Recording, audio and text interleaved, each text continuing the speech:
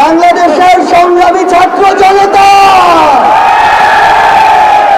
যে শাহবাগের মঞ্চ থেকে আমাদের লড়াইয়ের চূড়ান্ত ধাপ শুরু হয়েছিল, আজ আমরা অনেকটাই বিজয়ীর দেশে সেই শাহবাগের মঞ্চে আবার এসে জড়ো হয়েছি। সম্মানিত ভিউয়ার্স, আসসালামু আলাইকুম ওয়া রাহমাতুল্লাহি ওয়া বারাকাতুহু। আপনাদের মাঝে নতুন একটি ভিডিও নিয়ে হাজির হলাম। আপনারা সম্পূর্ণ ভিডিওটি ধৈর্য সহকারে দেখবেন। দর্শক, ইতিমধ্যে আপনাদের দেখাতে চলেছি যে আপনার আসছে 15ই আগস্ট শোক দিবস। আওয়ামী লীগের নেতাকর্মীরা তারা সিদ্ধান্ত নিয়েছিলেন তারা যেভাবেই হোক না কেন তারা এই শোক দিবস পালন করবেন। ইতিমধ্যে শাহবাগ ঘিরে ছাত্র আন্দোলন শুরু হয়ে গেছে। ছাত্র আন্দোলনের ছাত্ররা তারা পুরো শাহবাগ জুড়ে তারা ঘিরে রেখেছেন। এর মধ্যে সমন্বয়কের অন্যতম সমন্বয়ক সারজিদ আলম, তিনি অনেক গুরুত্বপূর্ণ ভূমিকা রেখেছেন, অনেক গুরুত্বপূর্ণ আলোচনা করেছেন। তিনি যে অগ্নিঝরা বক্তব্য দিয়েছেন তার বক্তব্যগুলো শুনলে আপনারা বুঝতে পারবেন যে তারা শাহবাগে কেন জড়ো হয়েছেন, কি জন্য জড়ো হয়েছেন এবং আওয়ামী লীগকে কি বার্তা দিলেন, তাদেরকে কি হুঁশিয়ারি দিলেন।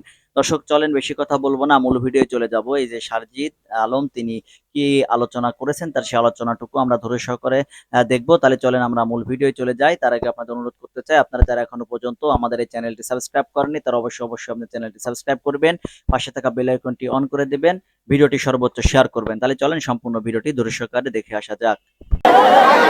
বাংলাদেশের সংগ্রামী ছাত্র জনতা যে শাহবাগের মঞ্চ থেকে আমাদের লড়াইয়ের চূড়ান্ত ধাপ শুরু হয়েছিল, আজ আমরা অনেকটাই বিজয়ীর দেশে সেই শাহবাগের মঞ্চে আবার এসে জড়ো হয়েছি। সেই স্বৈরাচারী সরকার পুলিশ দিয়ে আমাদের ব্যারিকেড দিয়েছিল, সেই স্বৈরাচারী সরকার কোথায়? সেই পুলিশ কোথায়? আমরা স্পষ্ট করে বলে দিতে চাই, বাংলাদেশের ছাত্র জনতাকে ব্যারিকেড দিয়ে আটকে দেওয়া সম্ভব নয়।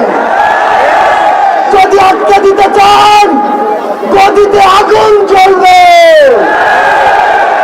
ওই স্বৈরাচারী সরকার নাকি ভারতে বসে পাল্টা করে উত্থানের চেষ্টা করছে।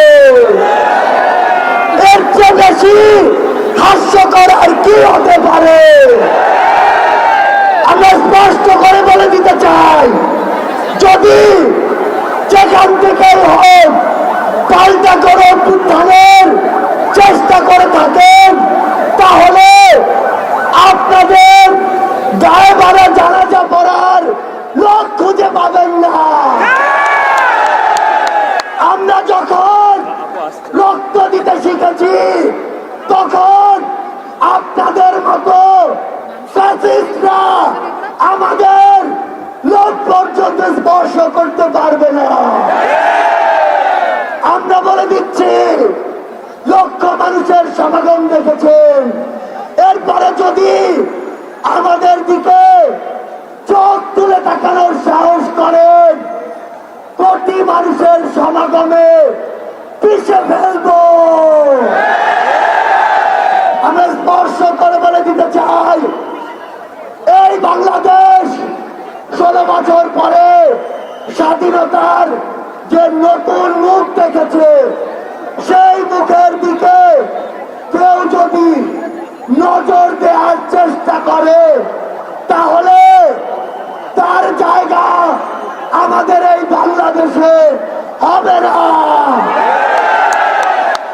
আমরা একটি কথা আপনাদের স্পষ্ট করে বলে দেই, ওই যে শয়তানরা, ওই যে কুচক্রীরা, তাদের যারা দোষর, তারা কিন্তু একদিনের অভ্যুত্থানে এই দেশ ছেড়ে চলে যায়নি। সালমান এফ রহমানের মতো ভণ্ড সেজে লুকিয়ে আছে আমাদের আশেপাশে। এদেরকে প্রতিহত করতে হবে। যেই নৌকার মাঝি এরা সাজুক না কেন, নৌকা সহ ডুবিয়ে দিতে হবে।